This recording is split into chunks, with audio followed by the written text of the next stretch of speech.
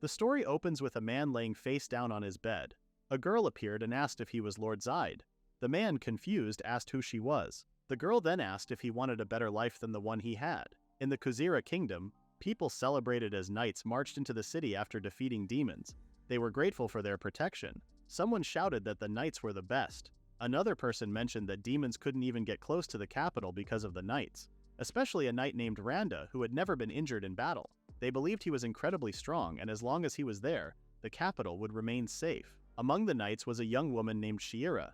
People admired her, saying she was even better than Randa's 10 ladies combined. She had recently been promoted to deputy leader, and many hoped she would be dependable. However, while the citizens cheered, one soldier in armor had a different opinion.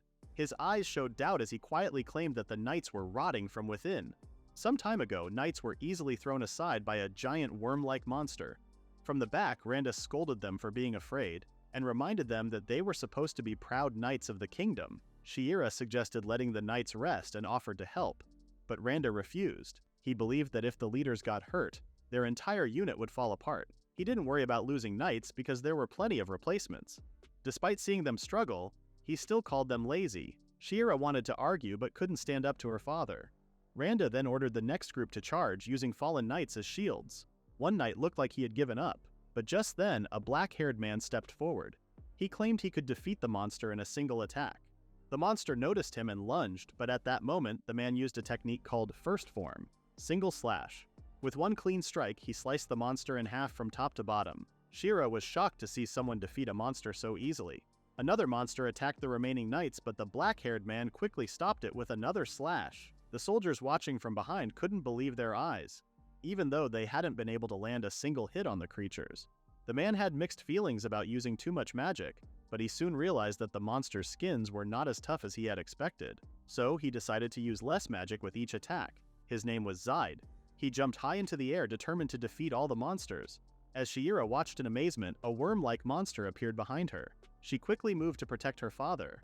At that moment, Zaid struck the ground with his magic. Instantly, blades of wind cut through all the worm monsters in the area, including the one behind Shiera. She was stunned by how Zaid used wind like a blade and controlled so many at once. However, unlike her, Randa looked disgusted and called Zaid's actions a crime.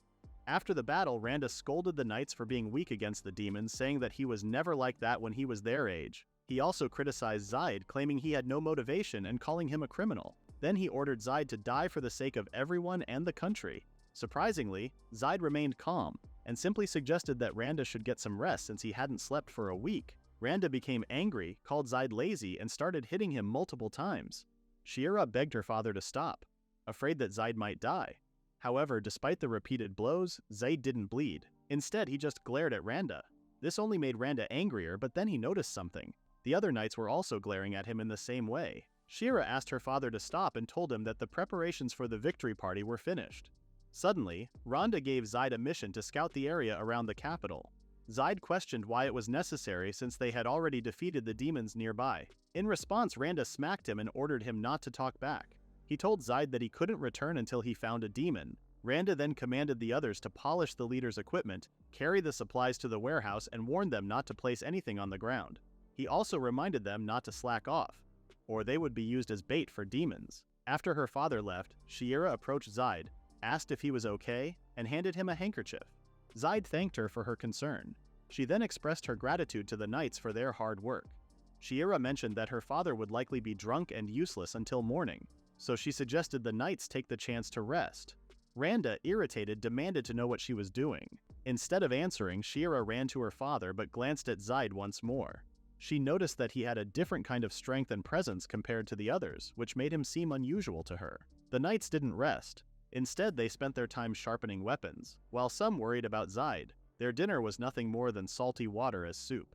As they ate, they spoke bitterly about Randa, blaming him for an accident. Some, however, said they should at least be grateful to Zaid and Shiera since they were the only ones trying to stop Randa from hurting others. Still, they found it hard to believe Shiera was Randa's daughter. Unlike her father, she actually cared for them. Because of this, they swore their loyalty to her. Meanwhile, loud chatter filled the inn where Randa enjoyed his drinks and food. The knights couldn't believe he had the time to celebrate when so many lives had been lost just to protect the alcohol and meat he was now indulging in. They also remembered how Zaid had been the one to fight off the demons and protect everyone. But Zaid didn't care about recognition. He just wanted to sleep, even though he was the true hero. Randa was taking all the credit for himself. Seeing Zaid's strength, some knights wondered why someone like him was stuck in such a miserable place when he could have been working somewhere better. Zaid reminded them that he was a criminal and couldn't leave until his sins were forgiven. The others found it hard to believe, judging by the way he carried himself. Zaid also admitted he had nowhere else to go. At least by staying, he had food and a place to sleep. Someone asked if he was really fine with nothing but stale bread and salty soup. The conversation soon shifted to their own frustrations. The knights started complaining about being called warriors of the country when, in reality, they were just struggling to survive. The nobles left all the hard work to them while enjoying the benefits. Beneath their shining armor, all that remained was greed and fat. Zaid stood up and decided to finish his work early so he could complete his mission and get some rest. The others told him to return once he was done. Inside the tavern, Shiera noticed Zaid walking away. He moved unsteadily, feeling frustrated. He couldn't believe that the knights who were supposed to protect people were actually corrupt. They covered up terrible things, and while everyone else struggled physically and mentally, those knights spent their time bullying the weak and taking all the credit. Zaid reminded himself to hold on a little longer. If he endured, he might have a better life. But deep down he knew he was just a prisoner with no real choices. When he reached his lodging, all he could think about was the good food Randa had been eating. His body felt heavy with exhaustion. He tried to remember the last time he had eaten, but it didn't matter. He was too tired. Just as he was about to drift off, a girl appeared at his window and asked if he was Zaid. Startled, he asked who she was. Instead of answering, the girl asked if he wanted a better life than the one he had now. Her sudden offer made Zaid uneasy. He didn't know if he could trust her. Zaid asked what kind of better life she meant. The girl stepped into the room and asked if he wanted soft beds and warm, tasty food. Zaid admitted that sounded nice, but he believed a life like that was just a dream. The girl then asked if he was interested in joining her guild. Zaid said he wished he could, but he was still trapped because of his past mistakes. He explained that he couldn't be free until he was forgiven. Just then, exhaustion hit him, and he collapsed onto his bed. The girl poked him and realized he had really fallen asleep. However, she doubted that Zaid was truly a prisoner and decided to investigate further. Zaid woke up after 30 minutes and couldn't believe he had such a strange dream. He quickly ran out of his room, remembering that he had work to do. Days passed with Zaid doing chores, knights risking their lives as usual, Zaid getting smacked by Randa, and of course, Zaid slashing down demons. A week later, Zaid yawned and thought about how he had last slept well a week ago. The knights saw him in the cafeteria and mentioned that they hadn't seen him in a while. Noticing the dark circles under his eyes, they assumed he was exhausted from all the work. Zaid admitted he hadn't eaten or slept in 3 days and was completely drained.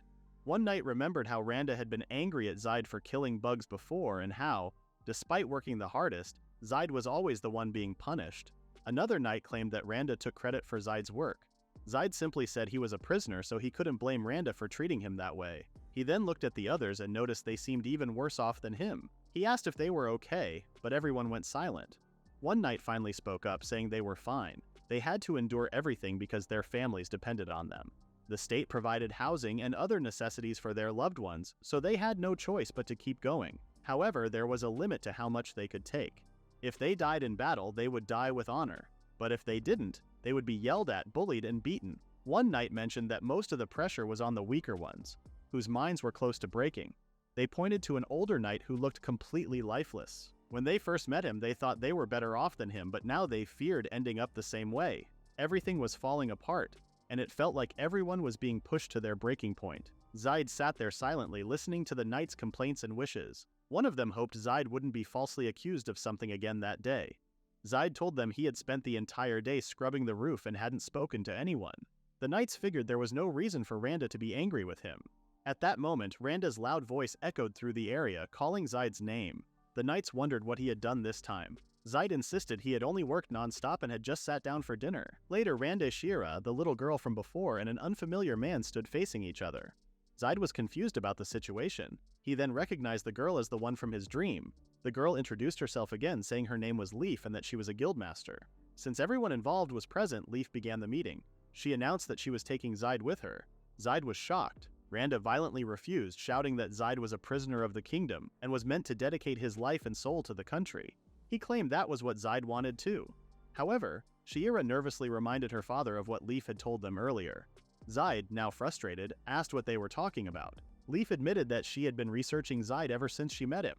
She revealed that the knights' claims about Zaid's crimes had no real proof. She had heard that 2 years ago, when Zeid appeared in a village, the knights captured him, saying he had caused trouble. However, no neighboring villages had ever filed complaints against him. Leif also checked the records of Zeid's interrogation after his arrest. According to the documents, Zeid had been living in the Forbidden Forest, an S-ranked danger zone, since he was 5 years old. But Leif questioned if that was really true. Shiera asked if Leif meant the forest where powerful demons lived and no one dared to enter. Zeid confirmed that his parents had taken him there when he was a child. However, they were killed and eaten by a monster. He had managed to escape and had survived in the forest alone, eating monster meat to stay alive.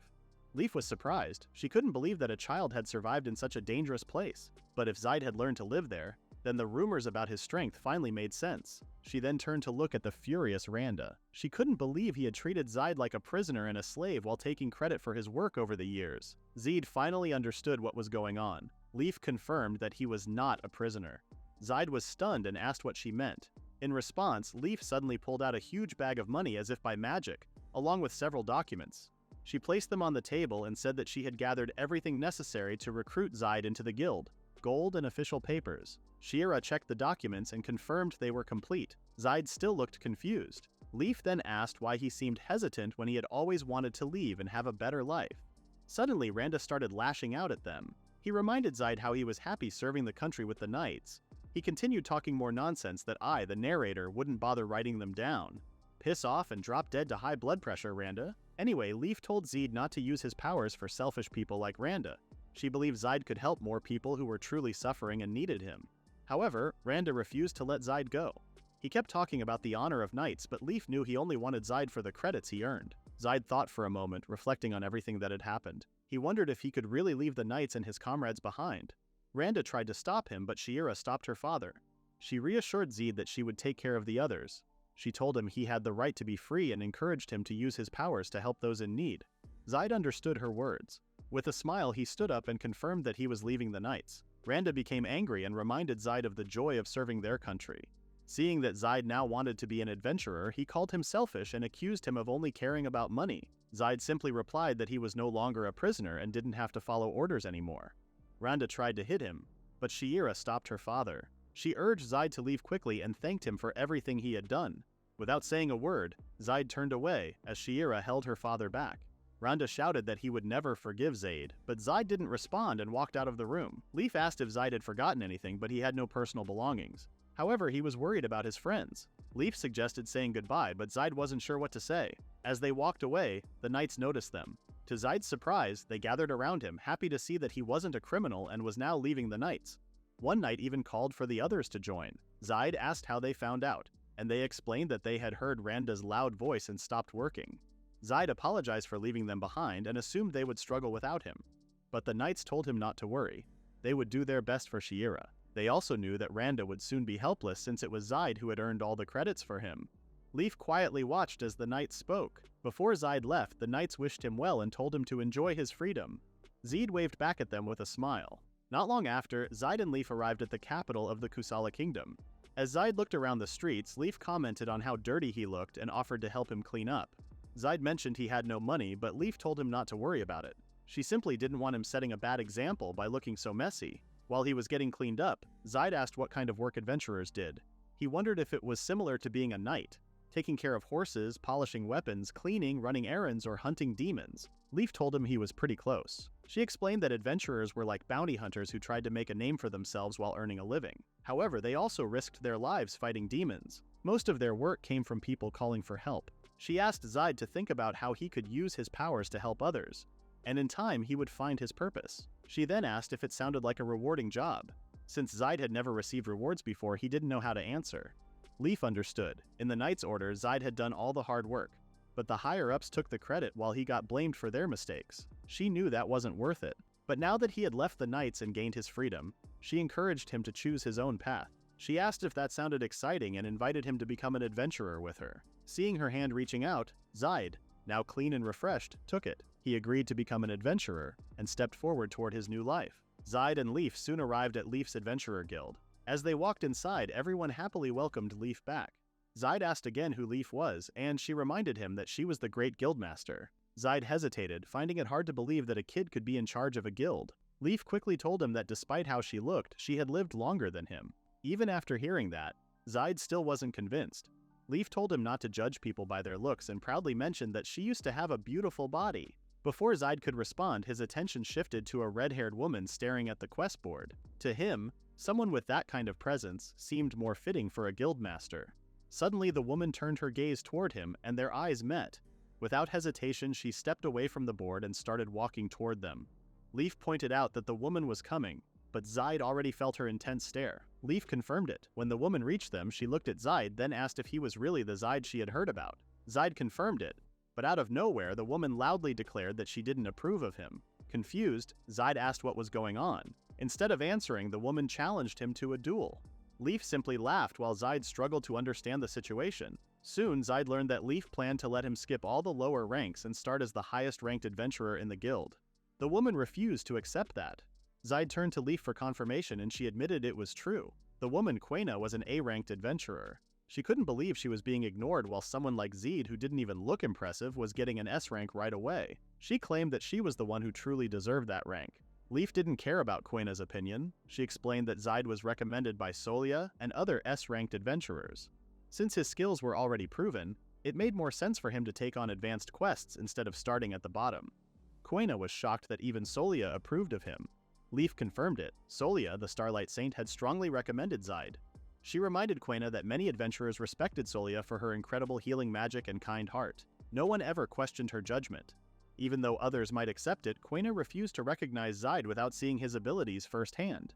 If she could defeat someone recommended by Solia, it would prove that she was worthy of being an S rank. Leaf was impressed by Quena's reasoning. Zaid, however, found the whole thing annoying.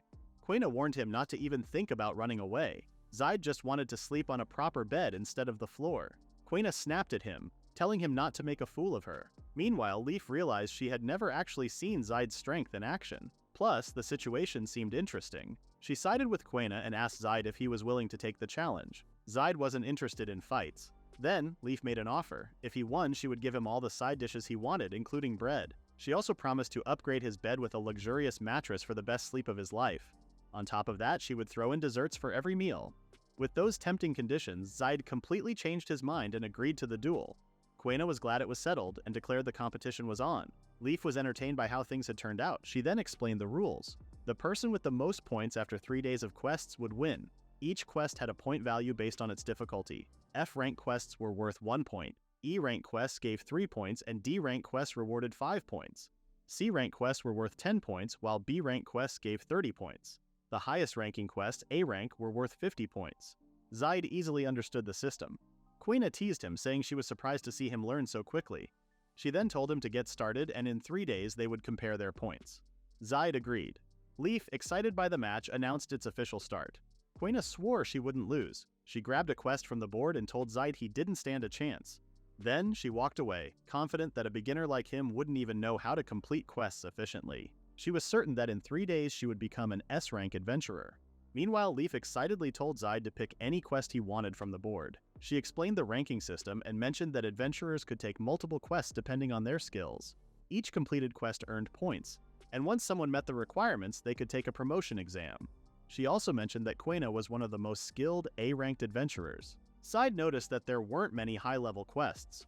Leaf explained that it was because everyone aimed for the most profitable ones. Then Zaid saw a large number of quests grouped in one section of the board. Leaf told him those were F-ranked quests, and that given his skills he didn't need to take them. However, Zaid saw that a canal cleaning request had been posted a month ago, and a slime slaying quest had been there even longer. Leaf explained that those jobs didn't pay well, so only beginners took them.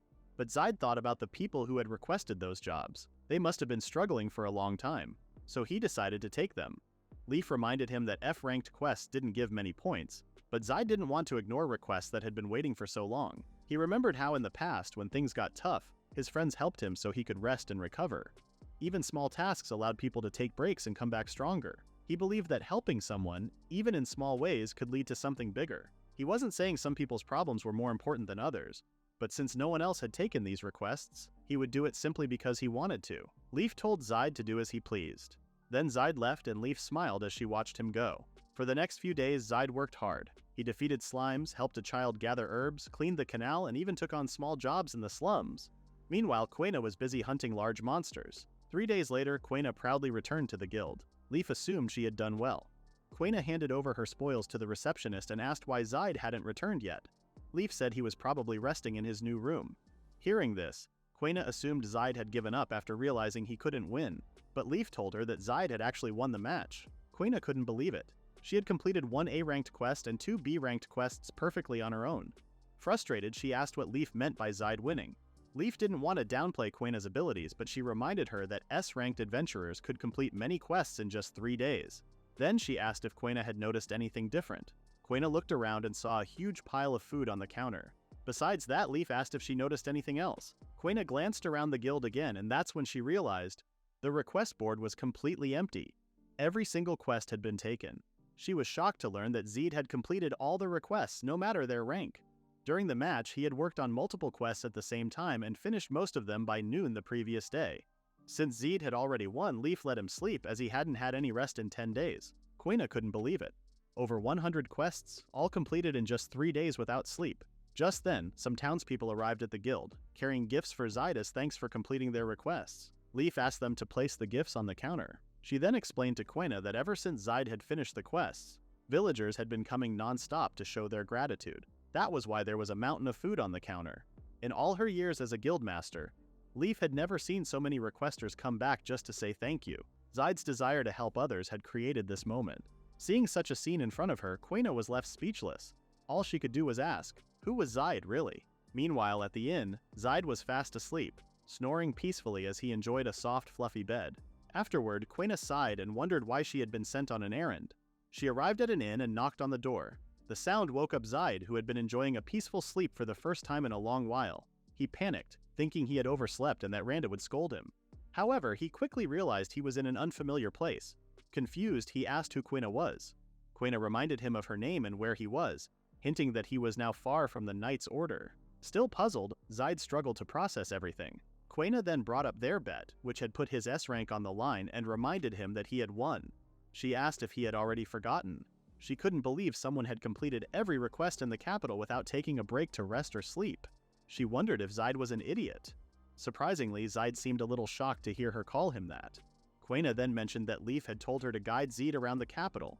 Zide assumed that Leif was just enjoying giving Quena orders. She also handed him a small bag containing offerings that his clients had sent to the guild. She asked him to put them somewhere safe since they looked fragile. When Zide checked the bag, he found something that looked like meat. He couldn't remember the last time he had eaten real meat. However, Quena told him that what he was holding wasn't meat but hardened flavored bean leaves. Zide looked at her in confusion. Just as confused, Quena asked what he had been eating until now. Zide explained that when he lived in the Forbidden Forest, he ate goblin and wolf meat. At first it gave him terrible stomach aches, but eventually he got used to both the meat and its strong smell. Quena was shocked and asked if he had really survived in such a dangerous place, surrounded by monsters. She found it hard to believe. Zide himself realized that it was supposed to be impossible. He then shared that while staying with the knights, he had eaten soup with salt and black salted bread. He kept talking about salt, but Quena just dismissed him as strange. Finally, she told him to get dressed because she was going to show him around town. Zide stepped outside and looked around, amazed by everything he saw. Quena mentioned that this district was the most developed part of the castle town, but there were fewer people than usual. Zide found it strange and wondered why. Quena explained that many adventurers had left because Zide had completed all the requests in town. This made Zide question if he had done something wrong. Quena reassured him that more requests would come in eventually. She also pointed out that as an S-ranked adventurer, Zide could take on all levels of quests. However, some were extremely dangerous and only meant for S-rank adventurers. She then asked him to focus only on S-ranked quests from now on. As an A-rank adventurer herself, she believed that lower-ranked adventurers also needed opportunities to earn a living. She didn't want him to take jobs that others relied on. Zide understood and promised to be more mindful. Still, he wondered if it was okay to take lower-ranked quests if no one else accepted them. He worried that some requests were either too easy or too difficult, making other adventurers avoid them. Hearing this, Quena realized that Zide had a kind heart. She suggested that he check lower-ranked requests only after all the S-ranked ones were taken. She advised him to find a balance when choosing quests. Zide took her words to heart. He then commented on how much she cared about others despite being highly skilled. Quena confidently replied that it was only natural for someone aiming to become an S-rank adventurer.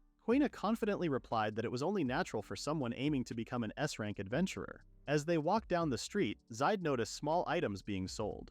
Quena explained that these were magic tools, each with a specific use, like starting a fire or storing water, things useful for camping. It was Zaid's first time seeing such tools. Quena said they varied in function and were essential for people who couldn't use magic. Some, depending on the magic they held, could even be used as weapons. She guessed that knights probably carried similar tools. She also mentioned that they could be useful in battles. Zaid held up one of the tools against the sunlight and called it beautiful. Quena suggested buying it if he had enough money. Zaid hesitated, wondering if he really needed one since he could already use magic. Besides, he wasn't confident in handling money properly. Quena pointed out that spending too much would be a problem. She also warned him that openly calling himself an S rank would only attract envy from others. Because of this, she advised that S-ranked adventurers should act with dignity, show competence, and prove their worth through achievements. She reminded him that people would pay attention to him, so he needed to take care of his appearance and future reputation. Lastly, she mentioned that those with money had a responsibility to spend it in town. She then suggested that since he had now become an adventurer, he should consider buying a weapon. Zaid and Quena entered a weapons shop, and Zaid asked the owner if he could look around. He considered many weapons, but swords felt the most familiar because of his past experience. The shop owner allowed him to test a swing, so Zaid took a stance and casually swung the sword. However, the force of his swing created a gust of wind so strong that it destroyed half of the shop. Quena suddenly felt a headache, while the shop owner broke into tears. Zaid looked at them and promised to pay for the damages. In the end, Zaid left the shop feeling gloomy since he couldn't buy anything. Quena told him not to feel too bad since there would always be another chance. Zaid started to realize that being an S-ranked adventurer was tougher than he expected.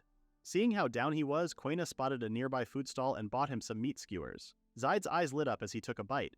He was amazed by how delicious it was. The meat and sauce were perfect. Quena told him to calm down, but Zaid loudly thanked her.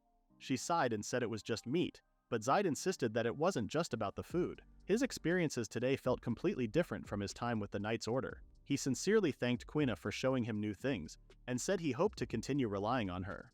Blushing, Quena had no choice but to take care of him. Zaid, now feeling better, looked forward to all the adventures ahead. Suddenly, their guild card started ringing. The card wasn't just proof of an adventurer's rank, it also showed notifications from the guild. When it vibrated and made a sound, it meant the guild had sent a summon. Quena quickly noticed that this was an emergency request. A large number of monsters had been spotted heading toward the Holy Republic. It turned out to be a subjugation quest, and because it was S-ranked, the reward was high. Quena explained that the Holy Republic was a wealthy, neutral country, so the civilians had funded the request. Refusing the quest would result in a penalty, so Quena asked Zaid what he planned to do. Without hesitation, Zaid accepted the quest. Quena was surprised by how quickly he decided and reminded him that he would have to travel all the way to the Holy Republic. Zaid simply said that he owed the guild and that if they sent an emergency request, he would answer it. Quena looked at him doubtfully, but Zaid assured her that he wouldn't overdo it. He promised to rest and sleep this time. Unlike before, Quena admitted that she was still worried. Since she couldn't stop him, she decided to go with him. She couldn't leave him alone. Zaid just smiled. Zaid finished his preparations and set off for the emergency quest. Before he could leave, Quena stopped him and asked if he planned to walk there. She pointed out that the distance was too far and questioned if he even knew the exact location. She then offered to arrange a carriage, saying the guild would cover the travel expenses. This made Zaid realize the importance of money and the guild's influence. As they rode the carriage, Quena explained that Solia, the S-ranked adventurer who recommended Zaid, was a priestess of the Holy Republic's state religion. Zaid clearly remembered Solia Aiden, the Starlight Saint, the person who had changed his life. Since they would soon meet in person, he decided to express his gratitude. As the carriage moved along, Zaid started wondering about the monsters he would face in an S-ranked quest. He also thought about his friends and whether they were fighting demons in another area. Meanwhile, Randa was in a meeting with two figures. He reported that the Third Night Company had been deployed to the border between the Holy Republic and the Kuzalia Kingdom. A commander requested more soldiers, but Randa refused. Shira then stepped in, mentioning that the knights were exhausted and suggesting they let them rest. However, Randa rejected the idea, warning her not to get sentimental. He believed such tasks couldn't be handled by someone too lenient and ordered Shira to leave the meeting.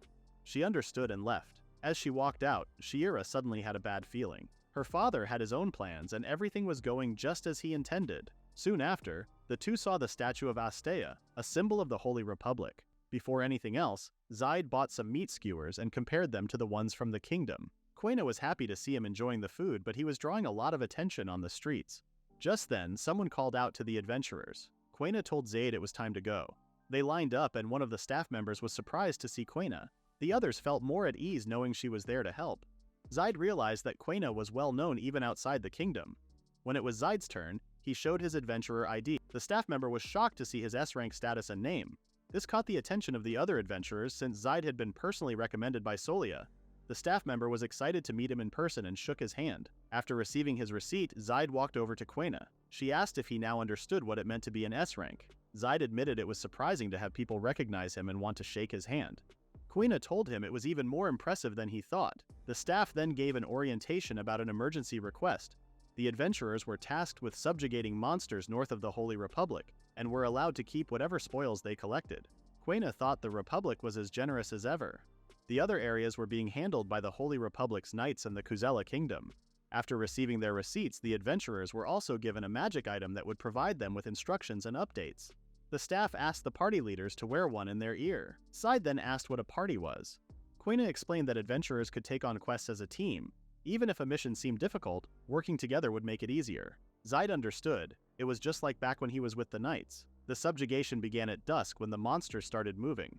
At the start, a magic flute rang once, and at the end, it rang twice. After that, everyone gathered in the same place, and their accomplishment certificates were handed out. The personnel asked if there were any questions, but the adventurers remained silent. He then wished them luck, and the crowd erupted in cheers and excitement. Later, in the northern forest of the Holy Republic, Zaid shared how excited he was to work with a teammate.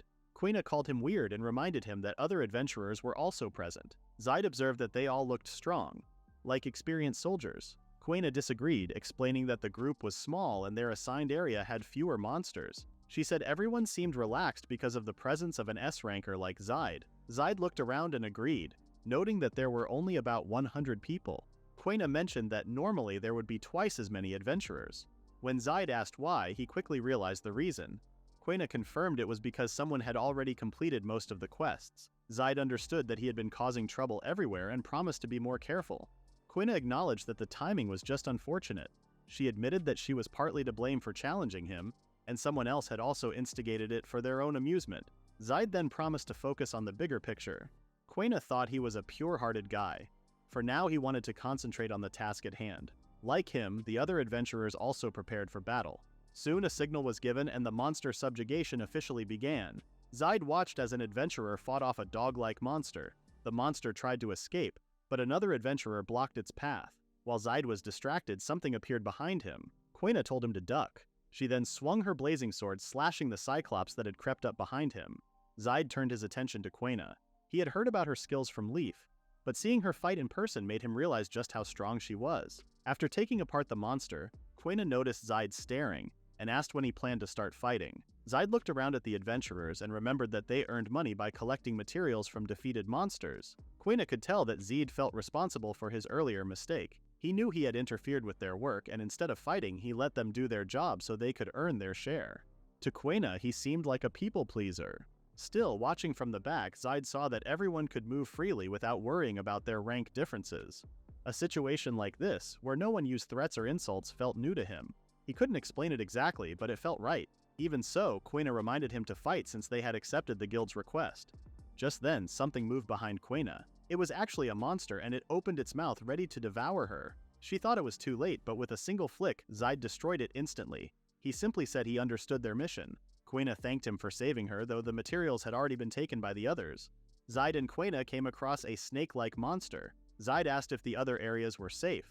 Quena quickly defeated the monster and mentioned that the Kuzela Kingdom was also helping. She had heard that the 3rd Knights Corps was nearby, conducting training exercises. Zaid vaguely remembered the Kuzela Kingdom. Suddenly, a monster attacked Zaid from underground with its tentacles, but he easily cut them off. Quena recalled that Zaid was once part of the 1st Knights Corps. Zaid confirmed it and added that he had also been assigned to the 3rd Knights Corps. He believed they were just as bad as the others. Quena stated that the Holy Republic and the Kuzela Kingdom were allies, and along with the guild, they formed a defense force. Zaid then grabbed a severed tentacle and pulled the monster out of the ground. Setting aside the leaders, he was more concerned about the Knights Corps, especially Shiera. Although she was talented, she lacked real experience in the field. He didn't know how the Knights were managing, but he was sure Shiera cared about them. He only hoped that Randa wouldn't be too harsh on her. Quena had asked Zaid if he was worried about the Knights, and he flinched. He then asked if she could tell. Quena knew Zaid was always honest, so she was sure he was worried. However, she told him to make up his mind since he was now an adventurer. She reminded him to focus on their quest. Even though she knew he was strong, she still wanted him to concentrate on what was in front of him. Zaid told her not to worry. Suddenly, a monster attacked from behind, but he quickly cut it down. Quena noticed that he wasn't paying full attention, yet he still wasn't defenseless. She found it unfair and was starting to grow tired of babysitting him. Afterward, they checked the pile of monsters they had defeated. Just then, they noticed a fragment of a magic item.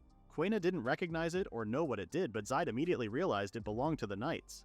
At that moment, a message sounded from their guild cards. It reported that the Holy Republic knights who had been sent out were completely wiped out. They were calling for reinforcements from the adventurers. The number of survivors was unknown, and all adventurers were asked to head west. Zaid and Quena soon arrived at the western area and found hundreds of knights lying dead on the ground. They stood there trying to understand what had just happened. Zaid and Quena stood frozen as the rest of the adventurers caught up. The scene before them was shocking. There were survivors, but they were badly hurt, barely holding on. Before anyone could react, a monster suddenly attacked from behind.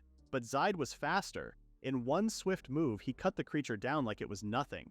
The others stood in silence, eyes wide. He hadn't just defeated the monster, he had done it with his bare hands. As the creature's body hit the ground, Zaid calmly said he would handle the rest. The rest of the group quickly turned their focus to helping the injured knights. Quena approached one of the knights, a young man with a bowl-cut hairstyle, and asked what had happened.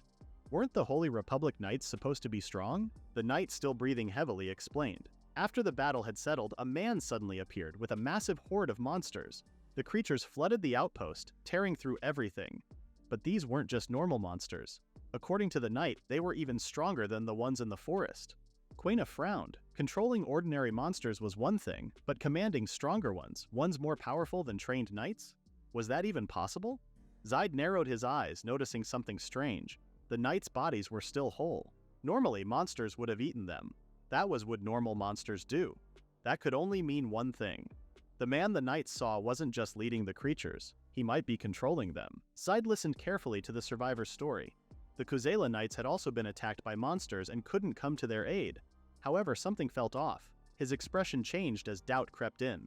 Quena noticed the shift and waited for an explanation, but Zaid remained silent, deep in thought. After a moment, he decided to check for himself. He raised a hand and activated a magic spell. A faint glow surrounded him as he focused. This spell allowed him to sense anything filled with magic. He expanded his search further and further until he reached the border of the Kuzela kingdom, hundreds of kilometers away. This was no ordinary feat. Most mages struggled to detect anything beyond a single kilometer, yet Zaid did it with ease. His expression grew serious as he processed what he had found. The monsters weren't scattered or moving aimlessly. They were all heading toward the same location. His focus sharpened, and soon, images formed in his mind. He saw a knight running as fast as he could, full of panic. Meanwhile, a higher-ranking officer sat comfortably in his tent, completely at ease. No monsters were near the Kuzela knights at all. The survivor's story didn't add up. Then another thought came out. The magic fragment they had found earlier. Zaid now recognized it. It wasn't just any magical object. It was designed to attract monsters. Quena had mentioned before that such items were banned, but Zaid knew otherwise. He had carried one many times. The knights had thrown him into monster nests, using him as bait to lure out more creatures. The truth became clear. This wasn't just an accident or bad luck. Someone had set this up, and Zaid knew exactly how it worked because he had been a victim of it before. Out of nowhere, Zaid disappeared from Quena's side. Before she could react, she spotted him high in the sky. From up there, he saw the Kuzela knights relaxing as if nothing was wrong except for one. The knight holding a strange magic item looked panicked, and Zaid quickly understood why. That knight was running as fast as he could, but he had nowhere to go. A solid rock wall blocked his path and monsters were closing in from all sides. Just when it seemed like there was no escape, a shadow flashed above. Zaid came down fast, spinning through the air. With one powerful kick, he wiped out the monsters in an instant. As the dust cleared, he landed on the cliff and walked toward the knight, his eyes sharp, ready to demand some answers. Not long after the monster attack, the survivors discovered something shocking. The Kuzela knights were the reason for the recent rise in monster attacks.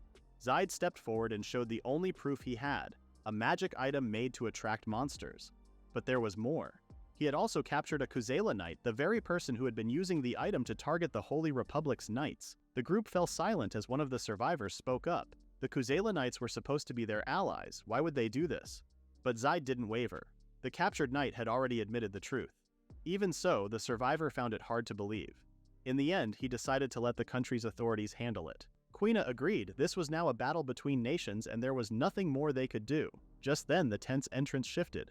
The remaining knights turned, their tired faces filled with surprise as someone stepped inside. She greeted them politely, standing calm and confident.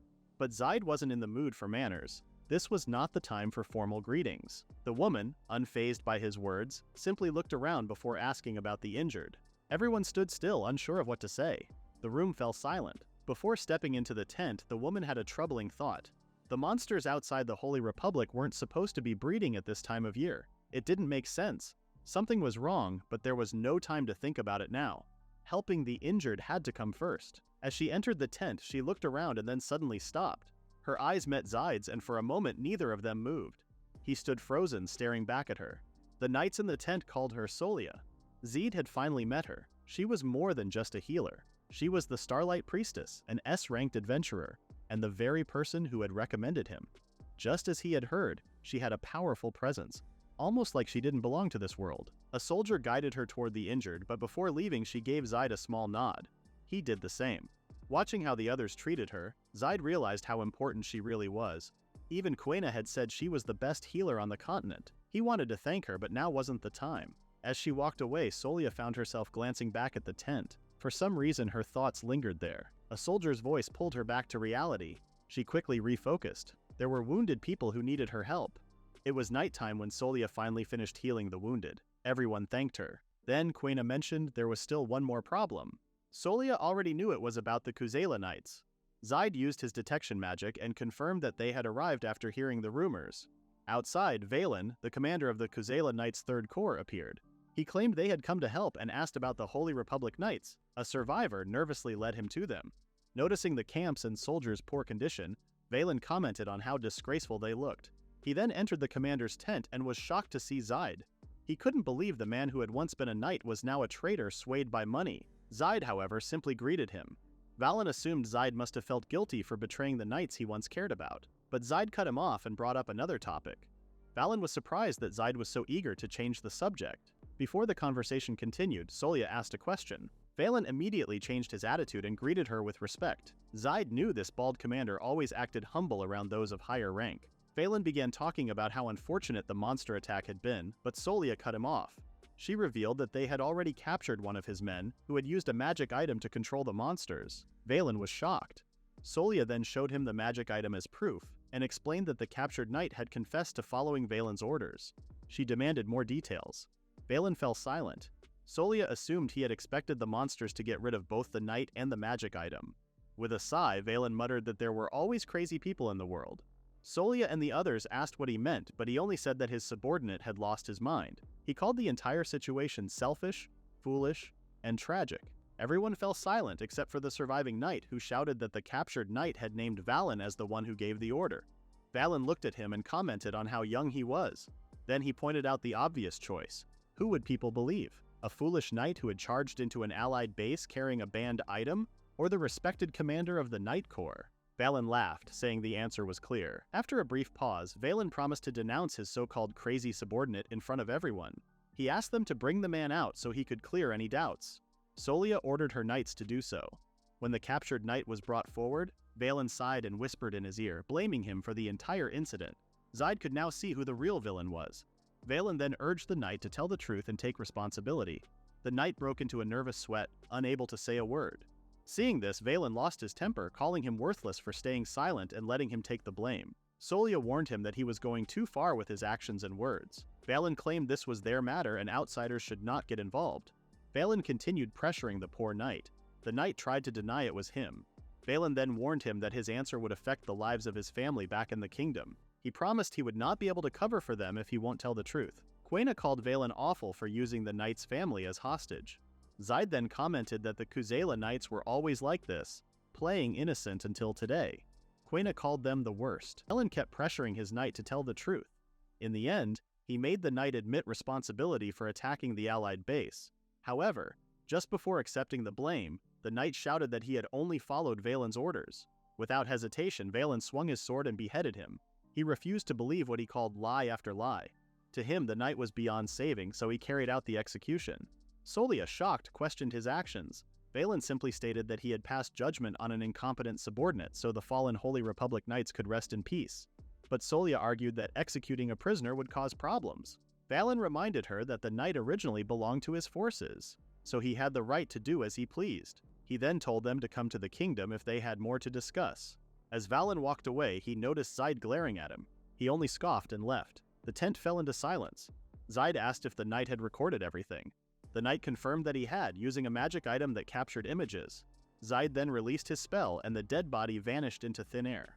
The knight, thinking the prisoner who appeared was the real one, felt his heart pounding. Quena agreed that the illusion was so perfect that even she couldn't see through it. Zaid thanked them for their praise. Solia apologized for sounding arrogant earlier, but Zaid didn't mind. She then stated that with the decoy, the recording magic, and the prisoner's testimony, they could easily prove that the kingdom had acted deliberately. She thanked Zaid for his help and for saving their Holy Republic. Zaid told them not to bow their heads since hearing their gratitude was enough for him. Solia admired Zaid and shook his hand, while Quena noticed once again how much he enjoyed being praised. As the two left, Zaid commented that this mission had truly been an emergency. Quena said it was rare for things to turn out this way. Just then, an announcement called for all adventurers to gather in front of the goddess's statue. Quena told Zaid to leave the difficult matters to the higher-ups and focus on collecting their rewards as adventurers. Zaid couldn't help but agree. A few days later, Valen was called to the knight's headquarters even though he didn't remember scheduling a meeting. When he arrived at the meeting room, Rande didn't greet him. Instead, he immediately accused Valen of making a mistake. Confused, Valen asked what he meant. Rande explained that the Holy Republic had sent an official letter of protest. Heidi, the commander of the 2nd Knights Corps, mentioned that their panicked king didn't know what to do. Valen defended himself, saying he had clearly cut off the head of the knight carrying the decoy. However, Rande showed him a recorded image sent by the Holy Republic. The footage revealed Valen striking an illusion, not a real person. Shocked, Valen insisted that the sensation had felt real when he sliced the knight's neck. But then another recording appeared, showing the knight alive and giving his testimony. The commanders called Valen a fool for being tricked and leaving the magic item behind. Valen protested, saying that Solia had been the one holding the magic item. Rande and Heidi then explained that the Holy Republic was demanding one of two things, either a large sum of money or Valen's head. Of course, Valen had no intention of giving up his life. He also didn't want to pay, whether with the knight's funds or his own. Shira was stunned that someone who could easily cut off a knight's head refused to sacrifice himself. Instead, he even considered using the knight's money instead of his own. She found him pitiful, but strangely, no one else in the room seemed to think his behavior was odd. Rande then suggested using a last resort. Valen broke into a cold sweat, immediately understanding what he meant. Rande proposed using a slave's collar on everyone in the 3rd Knights Corps except for the officers. Shira remembered that such magic items were banned because they turned the wearer into a mindless puppet. Valen's face lit up as he asked if everything was finally finished. Shira, confused, didn't understand what he meant. Valen told them not to joke around since they already had the solution. Rande confirmed that the 1st and 2nd Knights Corps had been fully equipped. Heidi also confirmed that the mission to subjugate the monsters had gone smoothly. With just 5 of them, they had defeated 36 monsters. He called them unstoppable warriors who kept fighting even after losing limbs. Shira couldn't believe what she was hearing. The 3 commanders complained that the kingdom wouldn't pay them what they truly deserved. They were also eager to see the Holy Republic, which was rich from donations, collapse. Rande reminded the others to set up camp between the 2 nations in 2 days before launching an attack.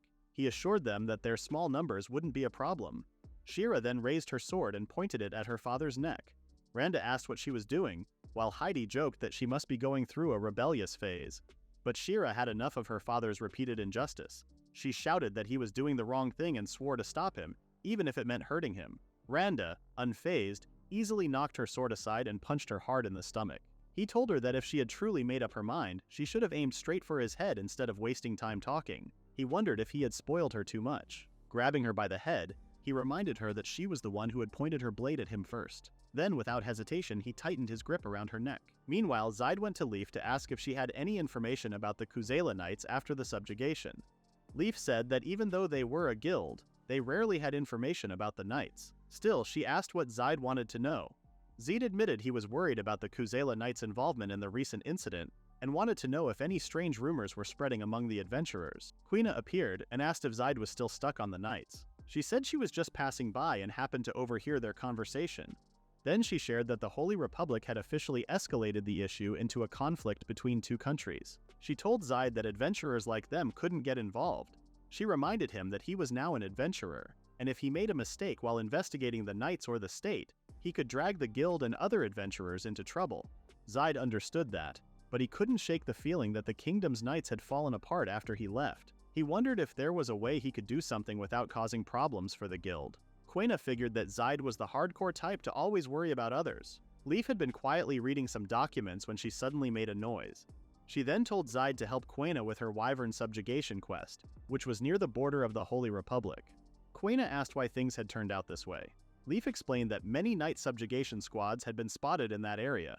If they happened to meet them after finishing their quest, they might learn something useful. Quena, feeling frustrated, asked if Leaf thought she wasn't good enough. Leaf quickly clarified that wasn't the case. She reminded Quena that the quest's location was an important highway connecting the kingdom and the Republic.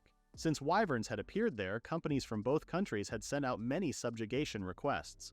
A team of A and B ranked adventurers had gone first, but they suffered serious injuries and failed the quest. Leaf knew Quena was strong enough to handle it alone, but she also knew Quena had been taking on many high-ranked quests without rest. If something happened to her, the guild wouldn't be able to help in time. Zaid promised to only follow along while Quena would receive all the points and rewards. Quena told him to stop worrying about her and insisted they should split the rewards. However, she warned him not to do anything reckless since it was her quest. Zaid understood and thanked her.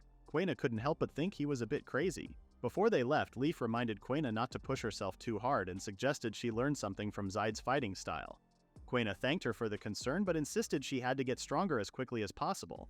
She also claimed that Zaid's strength was something she couldn't learn. As the door closed behind them, Leaf silently agreed with that last statement. At the knight's headquarters, Randa was alone when Valen approached him. Valen reported that he had just sent Heidi's men to a facility in the capital since Heidi was busy as usual, trying to win favor with the nobles of Kuzela. He also mentioned that the Third Corps had set up a base at the border between the two countries and would be ready to attack the Holy Republic the next day. Randa explained that he had kept his knights busy with their usual chores to avoid suspicion and prevent any delays. Valen agreed, saying it was all possible because of the slaves' collars. However, he was concerned that the slaves were getting tired too quickly. Randa dismissed the concern, saying they could pressure the state's leader to put collars on the citizens and force them to attack elsewhere. Both of them were eager to see how the world would change the next day. Valen then informed Randa that he had seen Zaid at the Holy Republic. Randa called Zaid ungrateful, reminding Valen that he had taken care of him. He couldn't believe that a fool like Zaid had become an adventurer, chasing after money. He assumed Zaid was only helping the Holy Republic because he was getting paid. However, Valen pointed out that Zaid hadn't even flinched when he executed one of his subordinates. Randa told Valen not to worry, insisting that Zaid was still the same coward who had always obeyed him. Valen then asked about his daughter. Randa reminded him that he had ordered the First Corps to continue their usual duties as knights. He claimed they were out hunting monsters somewhere in the country. Meanwhile, Shira and the First Corps knights fought against a flock of wyverns. The knights told Shira they were at their limit, but she insisted she was still fine and asked them to cover her back. Suddenly, a wyvern charged at her. Shira thrust her sword forward multiple times, cutting through the wyvern like paper. It died, but more surrounded her. She spun her blade around, slashing through the wyverns, attacking her. At the same time, the other knights were also under attack.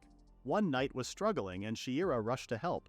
She moved swiftly, leaping into the air and spinning her body before slicing off the wyvern's head. However, in the process, the wyvern's claw wounded her. She landed on the ground, and a knight noticed she was bleeding. Shira brushed it off, saying it was nothing, and swore to defeat all the wyverns. She told the knights to move away so they wouldn't be affected by the control of the collars. She knew she had to hold them off by herself. Earlier, Randa had ordered 5 knights to hunt monsters. He warned that if they didn't return by the end of the day, they would be considered dead. He left them under Shira's care, even though he knew the wyverns were too strong for them. Realizing this, Shira decided to hunt down the wyverns herself. After that, she planned to remove her collar and stop her father. Soon after, Zaid and Quena reached the same spot and found a wyvern with its neck cleanly cut off. Zaid quickly scanned the area for more wyverns. After a few seconds, he told Quena to follow him. Quena noticed his panic and asked what was wrong. Zaid said that Shira and the knights were fighting and injured. Meanwhile, the knights stood helplessly, watching Shira struggle to catch her breath, her body covered in wounds. They complained that the battle had gone on for hours and begged her to stop worrying about them. But Shira admitted that as their vice commander, she had been ignoring their struggles until now. She couldn't believe she had done nothing earlier. She should have raised her sword against her father. Even if it was too late, she had made up her mind. As long as she held her sword, she would keep fighting to protect others from suffering. Just then, the wyverns attacked again, and Shira steadied herself for battle. The knights knew they would only slow her down and hoped someone else would help. Shira's vision blurred, but she knew she would die if she lost focus. She was close to finishing and kept slashing the wyverns' necks, killing them instantly. She even managed to cut one in half. Only 3 were left, but her legs were getting weaker. She couldn't move as the wyverns charged at her. She tried to fight back while standing still, but someone suddenly stopped her. It was Zaid. At the same time, Quena sliced a wyvern in half. Zaid asked if Shiera was okay. The moment she saw him, her body finally gave out and she collapsed. Quena quickly took care of the remaining wyverns without any trouble. She asked about Shiera's condition, and Zaid confirmed that she had only lost consciousness after fighting so hard. The knights ran over, thanking Zaid for saving her. He scolded them for taking on a wyvern hunt with only 5 people. They fell silent for a moment before revealing the truth about the slave collar on Shiera's neck. It looked more like a string than a collar. When Zaid realized what it was, he reached out to touch it. The knights quickly warned him not to remove it, but he tapped it anyway. Shiera immediately started convulsing in pain. The knights begged him to stop and explained that the collar tightened on its own if the wearer failed to follow orders. Zaid suspected Randa was behind this, and the knights confirmed it. They explained how Randa used the collars to control them and force them to invade another place later. They had been ordered to hunt monsters and return to camp by sunrise. However, with Shiera injured, they wouldn't be able to protect her on the way back. At the same time, failing to complete their mission would have serious consequences. Zaid told them to leave everything to him. He promised to take Shiera to the guild, treat her injuries, and send her to their base later. He also planned to research a way to remove the collars. The knights thanked him and left. Quena then warned Zaid not to get more involved, reminding him that this was beyond what an adventurer should handle. However, the look on his face showed he had already made up his mind. Back at the guild, Leif asked Zaid what he was planning and why he wanted to quit. Zaid said his next actions would bring trouble to the guild, so he had decided to leave. His S-rank guild card was on the table. Leif asked what he planned to do after quitting and wondered if it had something to do with Shiera, who was resting in the other room. Zaid explained that the knights were being controlled and would soon launch an attack somewhere. He planned to stop them. Leif said that wouldn't be good.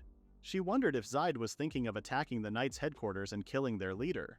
Would that really make things right? She warned him that if he did that, he would be seen as a real criminal this time. She asked him to calm down and think if there was another way to solve the problem without leaving the guild. Zaid admitted that he couldn't act on something unless it was officially requested. But right now he knew the knights were being forced to do terrible things. Just then, someone spoke up offering to make an official request. Quena told Shiera to rest more, but Shiera thanked her for the concern and said there was no time. With her position and title at stake, she made an official request to the guild. She asked them to stop her father and put an end to the Kuzela Knights' foolish actions. Leif smiled and declared it an S-ranked urgent request. Shiera had helped during the Knights' strategy meeting, so she shared everything she knew. She revealed the location of a base near the border, explained that the knights were forced to wear slave collars, and exposed the plan to overthrow the Kuzela kingdom and invade the Holy Republic. Leif and Quena finally understood how serious the situation was. Shiera also revealed that the attack on the Holy Republic would begin the next morning. Valen and his group would lead the assault, while her father and his company would head to the Kuzela kingdom. At the same time, Heidi and his group would start uprisings in Kuzela's most important locations. After taking control of Kuzela, they planned to use the captured citizens, forced into obedience by the slave collars, as a second or third wave of attackers against the Holy Republic. Quena pointed out that a religious and neutral country would struggle to defend itself against ordinary people. Leif, however, believed that even with the collars, those people would still get tired. Zaid then asked if there was any way to remove the collars. Shiera explained that anyone wearing one couldn't disobey the person who placed it on them. As she spoke, she reached up and touched her own collar. Leif asked Shiera what kind of order she had received. Shiera explained that she had to defeat the monsters and return to the base before sunrise.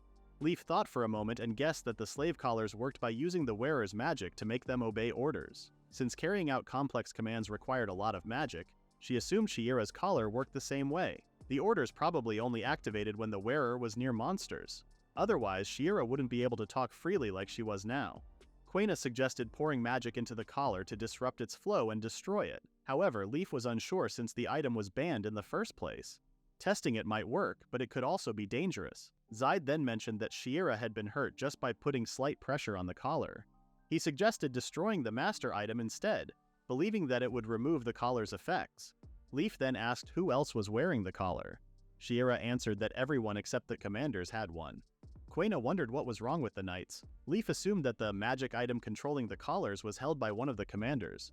However, Shiera believed that each commander had one, as she knew what kind of people they were. In the end, they concluded that once the master item was destroyed, the collars would lose their power and the knights would stop attacking. Quena assumed that if the knights were being forced to wear the collars, they would cooperate after breaking free to help take down the commanders. Leif then explained that since this was an urgent request, she couldn't guarantee that many adventurers would join. Zeed and Quena quickly agreed to take on the quest. Leif assigned Quena to handle the Second Knights Company in Kuzela and take command of the adventurers assigned to her. Quena understood that her task was to find and destroy the master item. Leif then asked Zeed to take on the First Knights Company since his speed was crucial in making sure Shiera returned to the base before sunrise. Zeed asked if Shiera was okay with that, and she confirmed that she would be under his care. As for the Third Knights Company, Leif decided to handle them herself. Quena and Zeed doubted her, but the guildmaster assured them that she was strong enough to deal with them. In the end, Zeed was relieved that they had managed to come up with a plan. At dusk, a group of adventurers gathered in front of the guild, along with others. Zeed told Shiera to leave things to him because he knew she wouldn't feel good watching what was about to happen. Shiera called him kind, but reminded him that she was the one who made the request, so it was her responsibility to see it through. Zeed understood her feelings. Leif then began briefing the adventurers. She instructed them to find and destroy the master magic item that controlled the slave collars, which was held by each Knight Company's commander. She warned them that by sunrise the knights would send out their full forces, and if anything went wrong they would face a war. She hoped that everyone would return safely. With Zeed leading the way, the group set out to stop the Kuzela Knights. Leif stretched a little since she had the farthest place to go. Then she took off and flew. Quena brought some adventurers with her to search for the Second Company's commander. She told the others to defend the town and patrol the wealthy estates. She also said she would go to the best spot and reminded everyone to report through the guild card. They only had until sunrise. As the group scattered, Zeed turned to Shiera and said it was time to leave. He lifted her in his arms like a princess and assured her he would be careful since the ride would be rough. With that, the urgent S-ranked quest officially began. Meanwhile, the three Knights Company commanders enjoyed the quiet night, knowing they would soon rule the country. As they traveled, Shiera apologized for being a coward and for causing trouble for the Adventurers Guild. Zeed told her it was no trouble at all, and that she had done nothing wrong. Instead, he wanted to thank her. She was the one who pushed him to leave the Knights, and he also appreciated how she had taken care of them. Now the only thing he could do for her was to complete her request. Shiera thanked him for that. Just then, Zeed stopped. He had spotted an army ahead. He couldn't believe the first company was already so close to the capital, but to reach Randa, they needed to take the fastest route. Without hesitation, Zeed ran toward the Knights. They quickly warned him to stay back, saying their bodies were moving on their own. Ignoring the warning, Zeed kept running and used ice magic to freeze them in place. Shiera watched as the ground turned to ice. Zeed apologized for stopping their movements, but assured them he had held back his power. The Knights called Zeed amazing. As expected, he was the one who would arrive late and take all the glory. They told him not to worry about them and to focus on protecting Shiera. She remained silent. Zeed told them to wait for him, then picked up his pace, freezing more of his friends as he moved forward. Meanwhile, the adventurers in town were worried that they would be seen as criminals for tying up knights. Quena told them to stop talking and focus on finding the second company commander instead. At that moment, Heidi, who was sitting on the throne, asked if Quena was a fan since she barged into his place in the middle of the night. Quena couldn't believe Heidi was already acting like a ruler. She demanded that he hand over the magic item that controlled the slave collars. Heidi then showed a ring on his middle finger and told them to take it off themselves. Even though he said he didn't like fighting, he drew his sword. However, he warned them that he wasn't weak. Quena and the others got ready to fight. Meanwhile, Valen had just finished his meal and teased the guard watching outside his tent. He then said it was time to crush the Holy Republic. But as he spoke, he noticed a tiny figure floating in the distance. Curious, he asked who it was. Leif closed her book and commented on how Valen had finally come out. She thought she had arrived too early and complained about having to wait for him. Valen, annoyed, asked if she had a death wish and told her to move aside, calling her a brat. Leif then asked if Valen was the third company commander, but he ignored her and kept trying to drive her away. She then demanded that he hand over the magic item that controlled the slave collars, promising that he could leave without getting hurt. Valen was shocked that Leif knew about the magic item. Instead of answering, he turned away and ordered his men to kill her. The knights had no choice but to follow his command and attacked Leif. Seeing no other option, Leif fought back. Using her magic, she summoned a tornado that sent Valen and his knights flying into the air. In just a minute, Valen was on the ground, pinned down by spikes on all four limbs. Leif, annoyed, complained about her tangled hair. She warned Valen not to move or his injuries would get worse. She then assumed that the item she was looking for was Valen's bracelet. Valen, in pain, begged her to stop, but it was too late. The slave collars had already been deactivated. He couldn't believe their plan to take over the world had been ruined. Leif told him to give up since their dream was beyond their reach. At the same time, Quina fought against Heidi. The commander remarked on how skilled she was. Two adventurers joined forces against Heidi, but he easily blocked their attacks and even countered. Quina kept attacking, but Heidi suddenly flirted with her, saying that such a dangerous weapon didn't suit her. As he deflected her sword, Quina hesitated. He then suggested she work with him, promising to introduce her to a count he knew. He claimed she could become a prized concubine anywhere she wanted.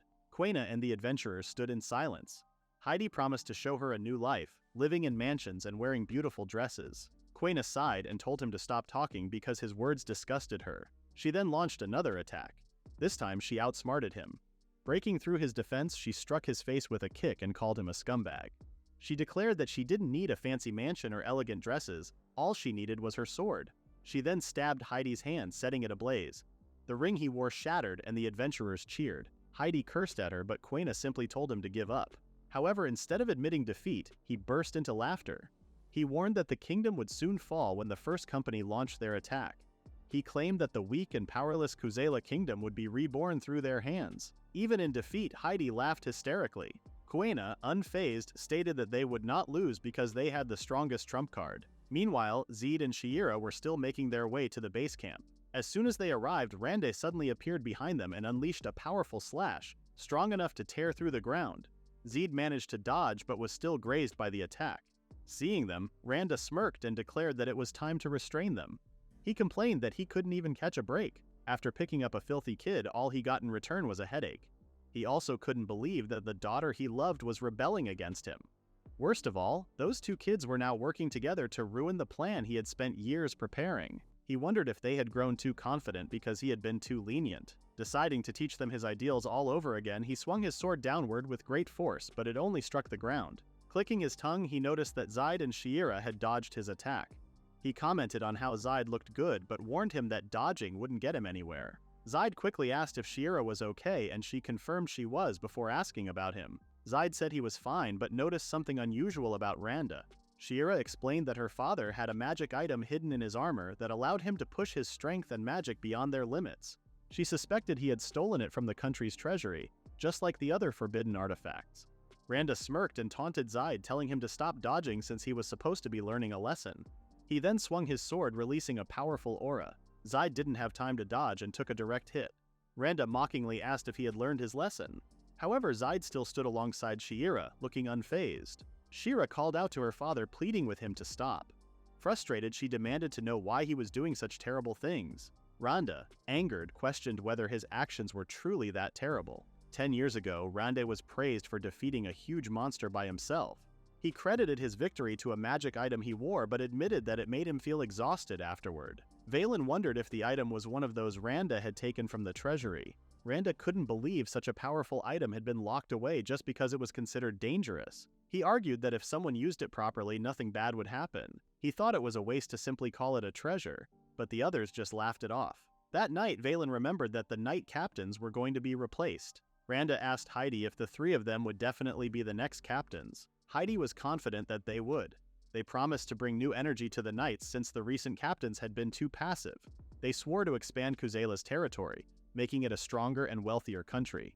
Their goal was to make the Kuzela Knights' name known across the continent. Determined to take action, Randa suggested attacking the Holy Republic first. Heidi recalled a past skirmish they had with them but thought a full-scale invasion would be better. He questioned why they should attack. Valen jokingly mentioned that the Republic had attractive women. Heidi claimed that if they were talking about women, they should belong to him. The three spent the whole night enjoying their conversation, dreaming about the future. Soon after, the three were appointed as captains of the Knight Corps. The king expected them to serve with great effort and use their power for the good of the country. Surprisingly, he already had a mission for them involving the Holy Republic.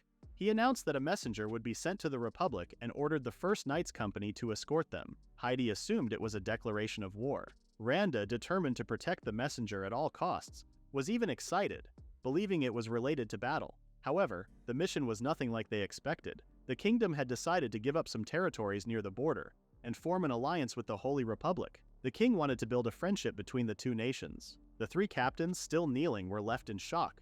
Randa couldn't believe what he had just heard. Zed listened as Randa went on about those who had the power to improve but chose not to. He said he was talking about the Kuzela kingdom. Swinging his sword again, he aimed at Zed, but Zed dodged. Randa kept attacking, frustrated about having to leave monster hunting to lowly adventurers and protect unimportant state guests. The thought of it disgusted him. Finally, one of his slashes landed, striking Zaid.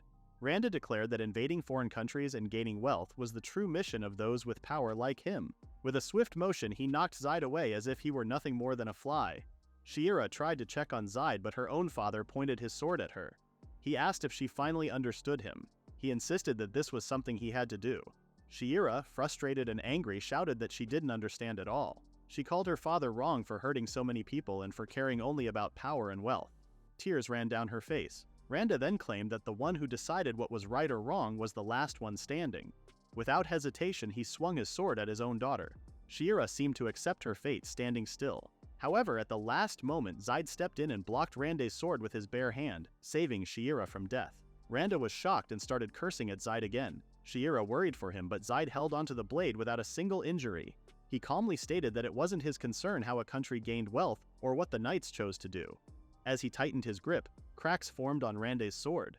Zaid then added that he couldn't stand by and watch people suffer. Randa ordered him to move, but Zaid ignored him. Clenching his fist, he declared that Randa's orders meant nothing.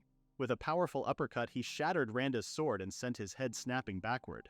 Zaid stood firm, declaring that for everyone's sake, he would put an end to Randa's actions. Zaid's punch landed hard on Randa, strong enough to break his jaw, but Randa didn't fall. Instead, he straightened himself slowly, refusing to go down. Zaid knew the punch should have knocked him out, yet he couldn't believe Randa was still standing. Randa laughed and asked who was really stopping who. As he adjusted his jaw and neck, a slave collar appeared around his neck. Zaid and Shiera were shocked that he was still forcing himself to move. Randa then activated the master item on his sword and declared that the slave collar could be used in this way too. He shouted that he wouldn't stop fighting until he died. Without hesitation, he charged at Zaid again, telling him to stop wasting time with weak attempts to knock him out. However, no matter how many times he attacked, his strikes didn't land. Shiera watched in concern as Randa finally realized that none of his slashes were hitting Zaid, even though Zaid wasn't moving. Frustrated, Randa gripped his sword tightly and called Zaid a brat. Determined to end it, he went for a killing blow. Zaid calmly enhanced his right hand with magic and casually smacked Randa's sword, breaking it in half. He told Randa to stop already. Then he picked up the broken blade and unleashed his technique. Randa stood frozen in shock. In the next instant, Zaid used his first form, Flash, and slashed Randy, leaving him injured. Shiera was speechless at what she had just witnessed. Meanwhile, the slave collars restraining the first company knights suddenly released. Realizing they were finally free, the knights cheered and celebrated. From above, Leaf watched the scene unfold. She had been ready to strike the knights with earth spikes if things had taken a turn for the worse, but now she knew the danger had passed. On the sidelines, Quena and the other adventurers felt relieved that they had arrived in time. They praised Zaid for his actions, knowing that he had turned the battle in their favor. Zaid made it clear that he had already broken the master magic item hidden in the sword's hilt. He said the invasion should end now and that this was the end of Randa's ambitions. Randa got back up and kept muttering about making Kuzela strong, just like he had been. He tried to throw a punch, but Zaid didn't move. Even though he felt weak, Randa still tried to reach him with his fist. But Zaid did nothing. Shiera ran to her father and hugged him, begging him to stop. She told him he had already lost. At last, Randa reached his limit and collapsed unconscious. Shiera checked and confirmed that Randa was still breathing. She said he was just unconscious from the wounds he got from Zaid and the strain of using the banned item. After a brief pause, she shared how her father had loved her in his own way, even after losing her mother when she was young. It was because of Randa that she joined the Knights. Since he was one of the toughest members, his way of showing care was by pushing her to become stronger. He had been proud when she graduated at the top of her class in the Knight training school, and she had been happy too. But that was also when she started noticing changes in her father and the other commanders. At first, she convinced herself that her worries were unfounded, but in the end, she had only been fooling herself. She kept hoping that one day her father and his comrades would go back to how they used to be. She waited, holding on to that belief, all while turning a blind eye to reality. She understood that her father's actions couldn't be forgiven easily. After a proper investigation, he would face a fair judgment as the mastermind behind the coup d'etat. To her, that was the only way he could atone for his sins. As vice commander, she also felt responsible and guilty for what had happened. Zaid remained silent as she spoke. Shiera then apologized for telling him all of this. Wiping away her tears, she reminded herself that she couldn't afford to cry. There was still much to be done. Zaid smiled as he replied. The sun began to rise from the east, slowly lighting up the land. The two stood in silence, watching as the sunlight spread. Shiera then called Zaid's name and reached for his hand. She sincerely thanked him for saving the knights and her father. Her warm smile and gratitude made Zaid smile as well. A week after the coup at the guild, Leif read the latest newspaper about the incident. It reported that the Kuzela Knights had been disbanded for attempting to overthrow the kingdom. It was also discovered that banned items had been stolen from the national treasury, and the knight commanders were under legal investigation. Zaid wondered if Shiera had been involved in it too. The report also mentioned that the knights were being reorganized in a hurry. However, Leif was furious that she wasn't even mentioned for standing against the 3rd Knights Corps alone. Frustrated, she tore the newspaper to pieces. Quena told her to keep quiet, warning that it would cause problems if people discovered their knights had attempted to cross the border to invade the Holy Republic. Leif couldn't believe that her guild's efforts had been completely ignored. Still, she thought that the kingdom now owed her a favor. Quena knew exactly what Leif was planning. Still, they had managed to stop the war. She was also pleased to have gained a strong adventurer from the incident. Zaid and Quena were left confused. Someone walked into the office. Zaid and Quena were shocked to see Sheila. She said it had been a while. They asked why she was in the guild when she was supposed to be in court. Leif stood up from her seat and introduced Sheila as their newest adventurer. Zaid and Quena were speechless. Leif told them to get along. Zaid quickly accepted the situation, but Quena questioned what was going on. Sheila reminded them that she had posted an emergency quest to stop her father, but she couldn't afford to pay for it herself even after using all her savings. Leif then pointed out that both S-ranked and A-ranked adventurers had joined the quest, including herself as the guildmaster. Quena guessed that Leif had planned this from the start. Flustered, Leif insisted that wasn't true. Shiera explained that her court summons had cleared her of any wrongdoing since she had also been forced to wear a slave collar. The knights had testified that she actively tried to stop the coup. However, as the vice commander, she was placed on probation and had to work as an adventurer to pay off her debts. She mentioned that some former knights, now disbanded, had also taken up work as adventurers. Leif added that those people worked hard after she provided them with food and shelter. Shiera admitted she was new to adventuring but promised to help as many people as she could. She also assured them she would take care of the others. Zaid and Quena agreed.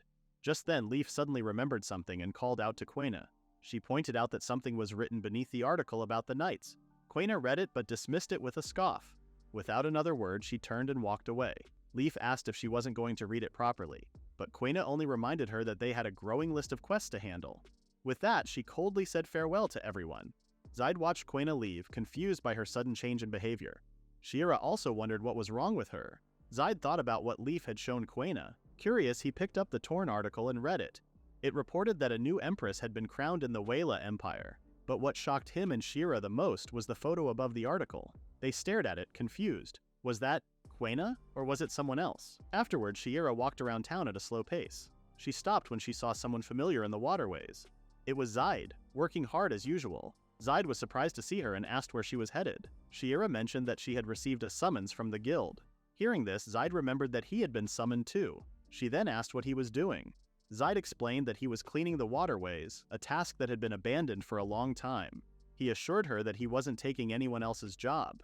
Just then, a child approached and handed Zaid some meat skewers, while an elderly person offered him tea. Zaid thanked them and started eating. Shiera called him amazing. She had always thought S-ranked adventurers were difficult to approach. Zaid wondered if that was true. He questioned whether he was failing as an S-ranker and if he should try to look more impressive. Shiera assured him that he was already doing enough as an S-ranker. Hearing that, Zaid decided to just be himself. In the guild, Leif suddenly declared that something was unacceptable. She reminded everyone that there were only a few S-rankers in the world. Accepting a simple draining and cleaning request would damage the guild's honor. However, she was pleased that people were starting to view them more positively. She also believed this was an important value she wanted to uphold. Still, from time to time she asked Zaid to take on tasks that matched his rank. Just then, Quena entered the room and coldly asked why she had been called. Leif was relieved that all three of them were finally present.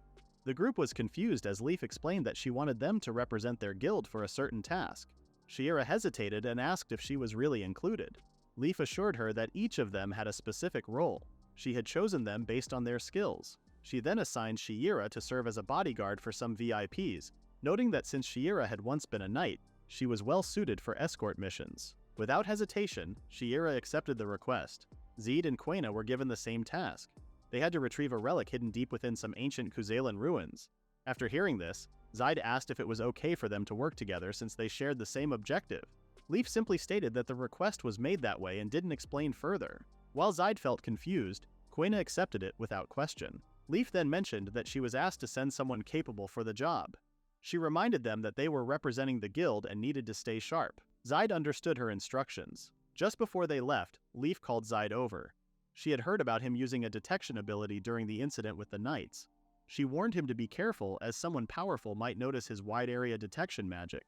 She explained that his searching could be misunderstood as a threat, and since his range was unusually large, it could make people suspicious. She also reminded him that he now held a position of influence, and how he used such a technique could impact his reputation.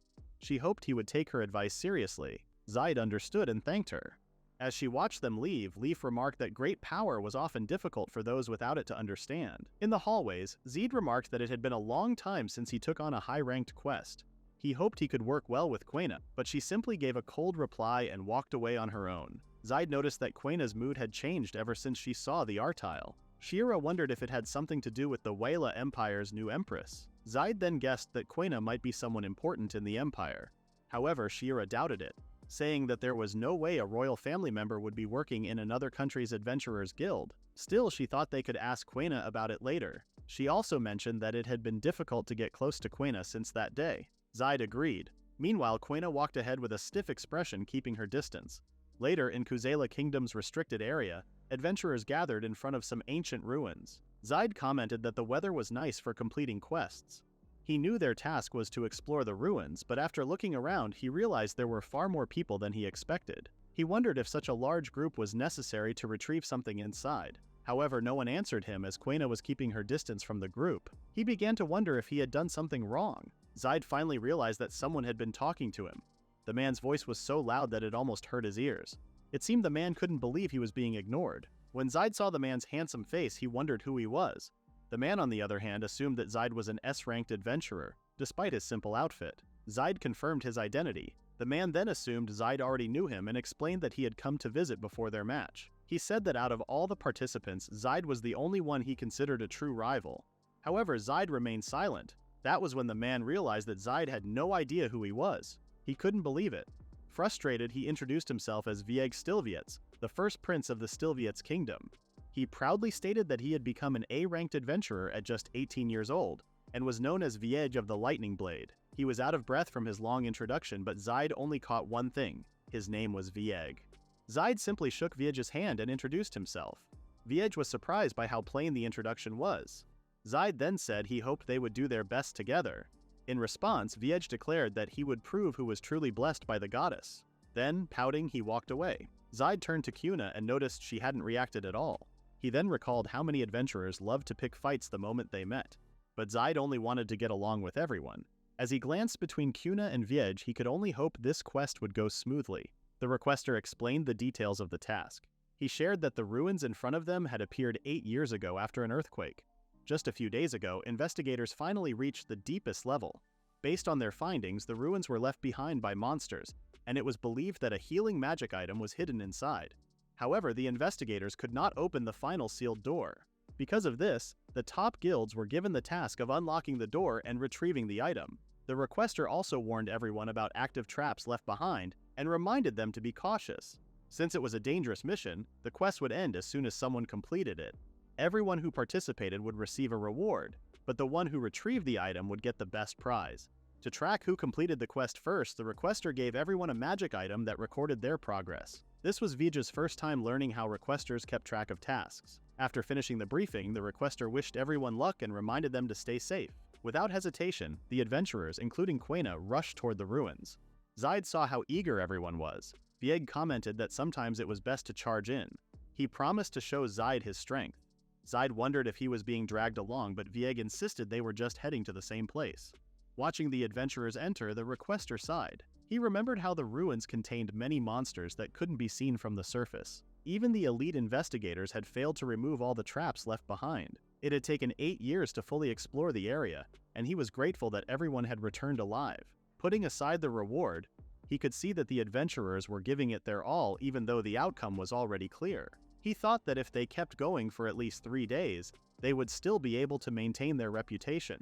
Inside the ruins, Zaid easily defeated the monsters with his formless blade.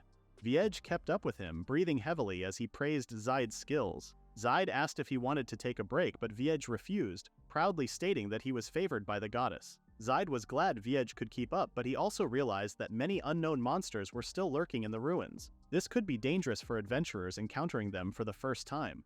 Meanwhile, in another part of the ruins, two adventurers faced a monster that could melt their weapons. It was their first time seeing such a creature. Just as they struggled, someone suddenly saved them. Kuna swiftly cut the monster in half. The adventurers thanked her, but she simply said she was just passing through. She warned them that if they were already struggling at this level, they wouldn't be able to keep up later. Then, without another word, she walked away. As she left, Kuna thought about how the strongest guilds had gathered here. She needed to do something to improve her reputation. Zaid, whom she was cautious about, wasn't around. Seeing this as her chance, she decided to reach the deepest parts of the ruins first. This would help her rise in rank, and she couldn't afford to waste any more time. Viej gasped for air, struggling to catch his breath. He couldn't understand how Zaid had so much stamina.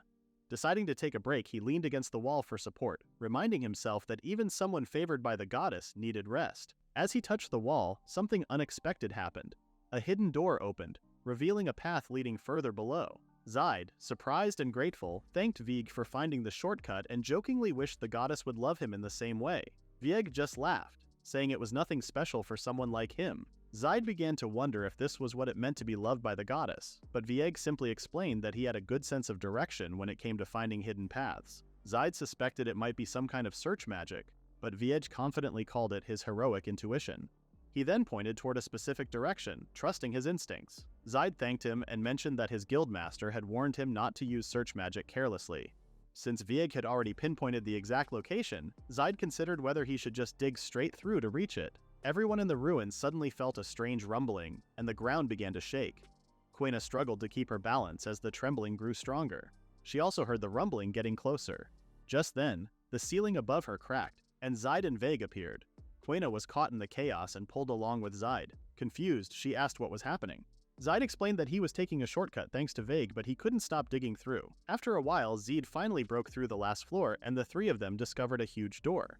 As they landed, Zaid helped Quena up and asked if she was okay. Meanwhile, Vague was relieved that he had landed on soft, sandy soil. Quena tried to walk away, but Zaid noticed something was off.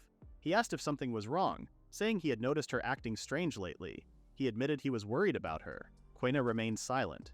Zaid then mentioned that she had started acting distant after reading the article about the new violent empress. Quena asked if he had noticed the resemblance and admitted that she hated it. After seeing the empress, she remembered that she was the daughter of the previous emperor. Zaid was shocked. Quena then revealed that the new empress was actually her half-sister. Even though they shared the same blood, Quena was not the daughter of the legal wife. As a child, everyone in the palace bullied her while her half-sister was praised and used for political gain. Tired of that life, Quena ran away and became an adventurer in another country. Her goal was to grow stronger and make a name for herself, so that the people who once looked down on her would see her worth. She didn't know why she was telling Zaid all of this when it had nothing to do with him. Zaid admitted that he couldn't fully understand her situation. However, since Quena was now an important comrade to him, he wanted to do something for her. He thanked her for sharing her story. Quena wondered why she felt uneasy whenever she was around Zaid. Still, she admitted that she might have lost her temper and decided to calm herself. Zaid, on the other hand, wasn't sure if that was really the case. Vague told them he had found their target. The three of them stood in front of a tall door with a high-class seal. They were sure their objective was inside. Quena asked how Vague knew, and he confidently replied that a prince like him would know these things. Zaid then asked what the seal was made of. Vague explained that the door was filled with magic, and that if they changed the flow of magic in a specific pattern, it would open. However, he added that there weren't just thousands of possible combinations. There were millions. Quena prepared to destroy the door, but Vague quickly warned her not to. He said the door might reflect the attack's full power right back at her. Annoyed, Quena complained that Vague was only explaining things instead of actually doing something. Vague insisted that just understanding the seal was impressive enough. Suddenly, Zaid said he had figured it out and decided to break the door down. Vague, furious, asked if Zaid had even been listening to him. Quena stopped Vague, even though she understood his frustration. She believed Zaid could handle it. Zaid placed his hands on the door and poured his magic into it. Quena said that Zaid's magic had no limits. As Zaid continued, the door began to shake. A loud clanging sound echoed as the seal broke. Vague and Quena stood in shock. The door then crumbled, and Zaid casually stated that it was now open. Without hesitation, he and Quena stepped forward, leaving Vague behind. Quena told him to keep moving. Soon they found the item they had been sent to retrieve. Vague read the inscription, which revealed that they were standing at the healing pond. something that was supposed to be hidden deep in the forest of taboos. Without warning, Zaid scooped up some water with his hand and drank it. He then confirmed that Vague was right and said the taste felt nostalgic. Vague asked if he had tried it before. Quena explained that Zaid had been raised in the depths of the forest of taboos. Vague remembered the forest as a dangerous place and doubted that anyone could have been raised there. He then explained that a single sip of the water could heal all wounds. He assumed that the monsters gathered the water from the lake and used the area as a supply point. Still, their mission would be complete if they brought some of the water back. Zaid asked how they would carry it. Vague was surprised and asked if he hadn't brought anything to store the water. Quena then offered them some bottles to use. After they had stored water from the healing pond, something activated. Magic circles with inscriptions suddenly appeared. Quena called out to Vague, who read the inscriptions and realized they were a warning of death for intruders. Zaid then admitted that breaking down the door had been a bad idea. A loud roar echoed from behind them and a huge monster appeared. Vague, shocked, asked what was happening. More monsters started appearing, quickly surrounding the group.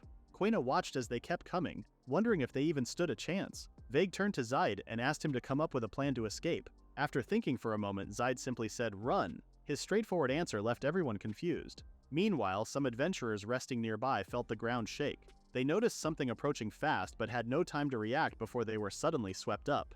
It turned out to be Zaid, carrying the others on his back as he ran. He warned them not to fall off while the others told the newcomers not to look back. When they finally did, they saw a massive horde of strange monsters. Vague was in shock, unable to believe that Zaid was carrying so many people at once.